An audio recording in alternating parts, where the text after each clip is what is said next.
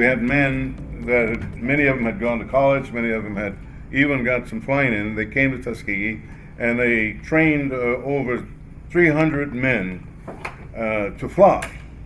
And the military at that time did not want the Tuskegee Airmen to join them. So they flew and they flew and they flew. Thus they became the lonely eagles flying around the skies of Alabama and everything else. December 7th, 1941, the surprise attack by the Japanese. These 9 pairs of ribbons represent over 1,100 men whose lives were lost. And the reason you have 9 pairs is because it took only 9 minutes to sink the Arizona. My father was a Tuskegee Airman and came out here in 1946 to integrate Luke Air Force Base. It was still an experiment at that time. Everything was still segregated. And so when he finished gunnery training in Tuskegee, Alabama, he was transferred out here to Luke Air Force Base for advanced gunnery training in the P-51, and that's how he got to Arizona. He's originally from Oklahoma, and the most gratifying experience he has ever had was being a Tuskegee Airman, because it made you feel like you were somebody. That through the time frame of which he grew up, everybody was telling you aren't anybody, you're insignificant, but in the Air Force, it was opposite. They're telling you how wonderful you are and how you're one of the best people in America because you're not only able to fly, but it makes you be able to think. Because when you fly an airplane, you have to know when you take off where you're already going to land, so it makes you pre-plan. Right shoulder.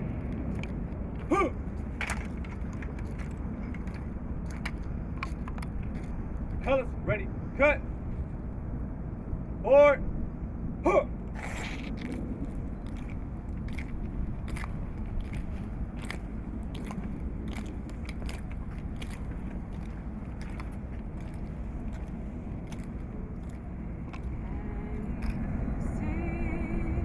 By the dawn's early light, what so proudly we hailed at the twilight's last gleaming. Would you bow in prayer with me, please?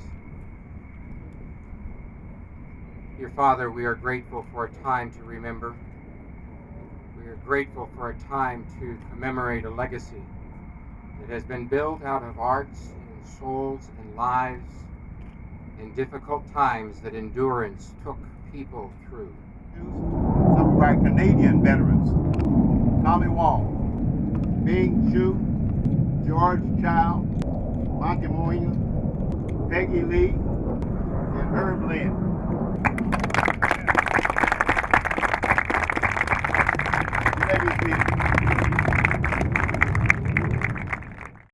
In 2011, our chapter president, then chapter president Dave Tolliver, proposed a Tuskegee Airmen Commemoration Day. He joined with State Senator Al Melvin at that time to sponsor the proposal, and in 2013, Governor Jan Brewer signed into law Senate Bill 1128, designating the fourth Thursday of March as the Tuskegee Airmen Commemoration Day in Arizona. In March 1941, the 99th Pursuit Squadron is activated at Chanute, Illinois, and the first class of enlisted ground support members, crew chiefs, mechanics, and specialists began training. A month later, Mrs. Eleanor Roosevelt was at Tuskegee Army Airfield, and she was taken up in an airplane by then Chief Alfred Anderson, one of the first black flight instructors in the United States. Later, Mrs. Roosevelt said to her husband, she said, "Franklin, if a colored man is good enough to fly the wife of the president, isn't he good enough to fly for the country?" And so in March 1941, the Tuskegee program began. Back then, the segregated Army limited the number of black nurses to 500 during World War II, and 30 of them served at Tuskegee. Named Lieutenant Della Rainey. She made history when she became the first African American woman to be commissioned as a second lieutenant in the Army Nurse Corps in 1941. She was also the first black nurse to report to duty at Fort Bragg, North Carolina. She was later promoted to chief nurse at Fort Bragg, becoming the first African American nurse to hold this title. She made history yet again when she was transferred to Tuskegee Army Airfield in Alabama in March of 1942 as a principal chief nurse with the rank of first lieutenant. The 1st Flying Unit, the 99th Pursuit Squadron, was activated in March of 1941, and the 1st Aviation Cadets received their pilot wings. The strong legacy of these pioneer aviators live on in today's Air Force.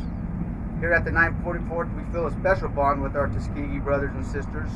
In July of 1987, we reactivated the famed 302nd Fighter Squadron, and a few years later, in March of 2000, we reactivated the 301st Fighter Squadron. Both these units belonged to the 332nd Fighter Group during World War II and flew combat missions in the Mediterranean and European theater of operations. The Tuskegee Airmen exemplify the Air Force core values of integrity first, service before self, and excellence in all we do.